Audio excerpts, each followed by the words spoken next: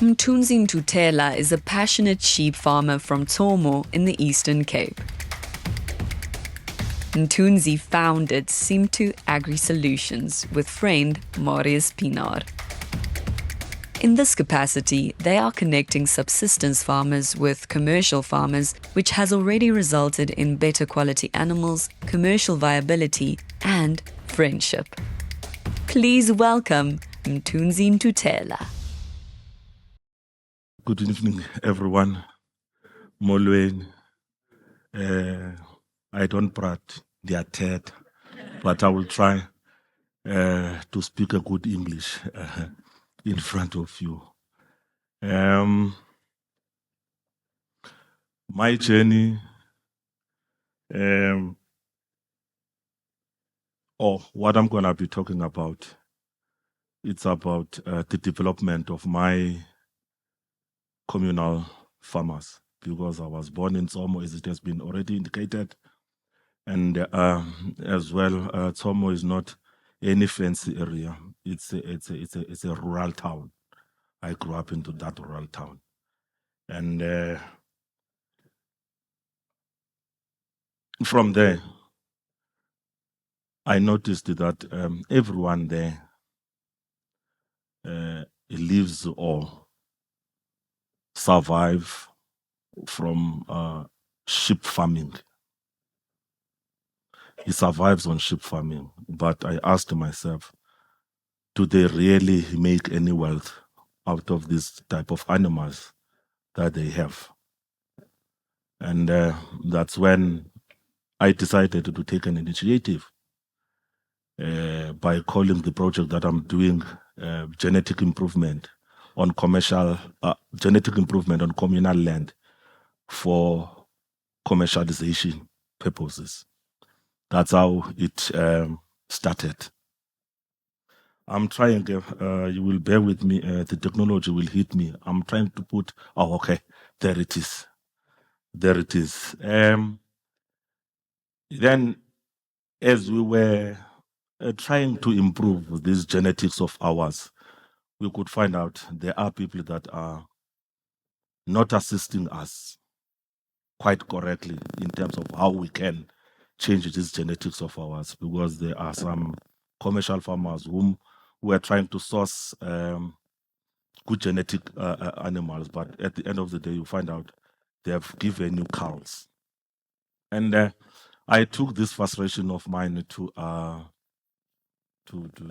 my Facebook, and after a long debate, and I saw that there's a lot of farmers that are having the very same frustration because they wanted to improve.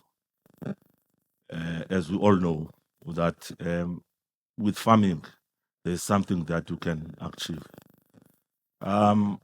In short, as we were debating, then there was a message that came from a certain stranger called Marius Pinar from DR. This person just asked, how can I help? And I was not sure now what is it happening, because everyone knows how social media is cruel. Then I raised my hand that we would like to see ourselves farming commercial on those type of areas that we are from. Then I decided, after some engagements with him now, that no, man, let me just pay a visit to this stranger. I will see on the way what will happen. Then on a certain Tuesday, I climb on that bag of mine. This is my bag, that one that I'm using for farming. And I told myself and I told my wife that no, now I'm leaving now for Northern Cape. I've never been in Northern Cape and I've never been in DR, but I'm going for the purpose of trying to transform what we do have. Then that's when I hit the road. As I was driving, I did drive up until I reached this area called DR. Then when I arrived there, and I've got lot of questions that I'm asking. Then why did I start this thing and so forth? But there's one thing that was common in my mind, is that I just want to improve the way that my community is living. Then I arrived in DR. On my arrival in DR, I firstly took a pin drop, sent it back home, that I'm here. They must know now that I'm here. I sent a pin drop back home. Then they said, okay, well, it's fine. Then whilst I was still driving, then I decided, let me call the SAPS in DR. I called the SAPS, then I told them, hey, there is this stranger who is me, who is here for this purpose. Then it was fine. It was fine. Then I did drive among those farms there, and I came across one white buggy that was driving past me, driving very fast. Then I said, yes, that's where the problem is now. Are they afraid now of me? Are they afraid now of me? Then what will happen? Remember, I had a pistol on me, but I did shove it so that even when I get searched, it's gonna be. But it's a legal one. It's a legal one. It's a legal pistol. Then when I reach on that farm, written Kleinput Fontaine, that's where Maria Spinar stays. Then I said, yeah, this is my slagpan. That's my slagpan there. Because I was really worried. I was really worried because I've never been in those type of areas. Then on my arrival there, I thought that maybe I will sleep at the back room. Well, on my arrival, I thought I was gonna sleep at the back room. No, I was shown that bed that you can see. Then I started to say, okay, maybe it's another booby trap now. This one. Well, let me cross fingers. Let me cross fingers. And I was welcomed by Marius's wife, and he had a small little baby there. He was calling me Mthunzi. He was calling me Mthunzi. Yeah, and I was welcomed. I was welcomed there. Then that was my time when I was having supper now with them. When I was having supper with them. Then remember, after that supper, I had to go now and sleep because it was at least bit at night. Remember, in my culture, we don't stay with dogs inside the house. We really don't stay with dogs inside the house. Then I said, oh, okay, there's another problem now. There's another problem now. I did go to my room and sleep there. And this dog was lying in the passage there. It was lying in the passage there. Then the whole night I couldn't go out for a bathroom. I couldn't go out. Because now I don't know whether is it a trap or what. Maybe they want to see that I'm gonna wake up at night and do funny things in their yard. And by that time, they didn't have a good signal where I could try to WhatsApp him and say, no, I just want to go for a loo. And I sit with that thing the whole night. Whole night. Then in the morning, when he came to see how am I doing, then my first thing was say, let me quickly go to the loo. Because I was under pressure. But I was under pressure. And that warm welcome, I didn't expect it. But seemingly, I really met the good Samaritans for this purpose. Then the following day now, we started to engage now about how farming supposed to go. We visit. I was on his farm the whole day on his farm, he's showing me how farming supposed to be done, all sorts of things, and you can see I was with the babies and that's Marius's wife, and I was now starting to be at ease now. Yeah, I was starting to do this because I told myself now, I really am at home. And I was keep on updating them at home. I was keep on updating them. And you can see I was really VIP there. Look, my bag, where was it parked? He took out his bag. And I was before that, because that bag of mine was there before I received this warm welcome. Then I said, okay, you want to slaughter me so that no one could see where my bag is. He's going to slaughter me there. So that's why he's keeping my bag now inside the garage because he want to slaughter me there.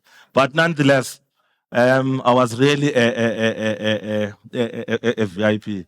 And during my visit there, he was busy sharing, and because he's a wool farmer. And those are the workers, and I interacted with them quite frankly.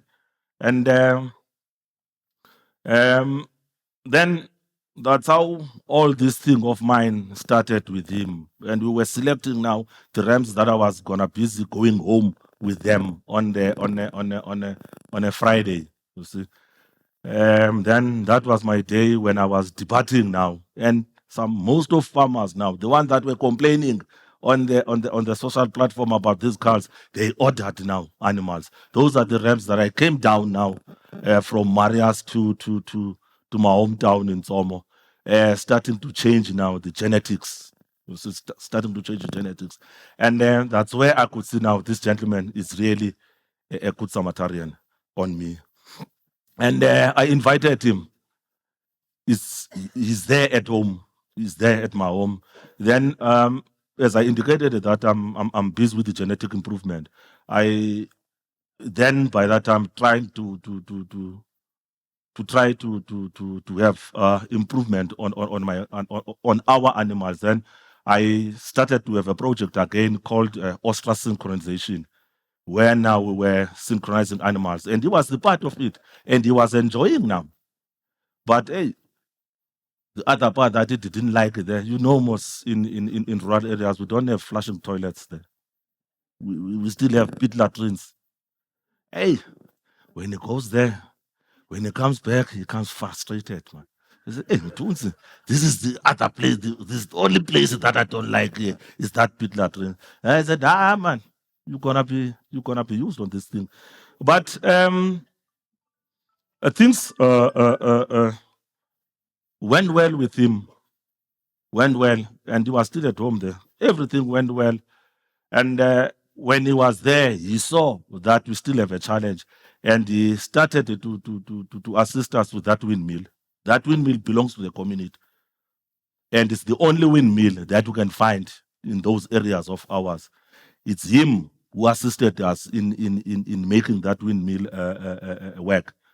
But I'm still maintaining it myself because I didn't want to throw away his legacy, because that is his legacy. He assisted communal farmers with that windmill. And it was the time now when he was supposed to talk on that synchronization day of ours that we had. And you can see him, he was very much frustrated now. Very much frustrated because he doesn't know what is he going to say now to these people. But as a man, he has done it. He has done it. And those are our collaborations now. Starting from there, those were our collaborations. There's also other white people that are also assisting us. This one was from FITEC. Now my community now, we are trying to have what to call it, a feedlot using those ingredients from that company. So there's collaborations now that we have, and these are the farmers now, white farmers that we are engaged with in trying to improve our genetics. Those are the farmers that are assisting us. We are sourcing animals from them, good genetic ones. And when we buy from them, we buy pregnant ones. We don't want to get because what we want to do, we want to fast track our processes. Because if you put a ram to those indigenous ones, I call those animals of ours indigenous ones. Yeah, I call them indigenous. But when you put the rams to the indigenous ones, they will take some generations to change. So we had an agreement with them now that no, let us use the gestated ones, the pregnant ones, so that this a project of ours can fast track.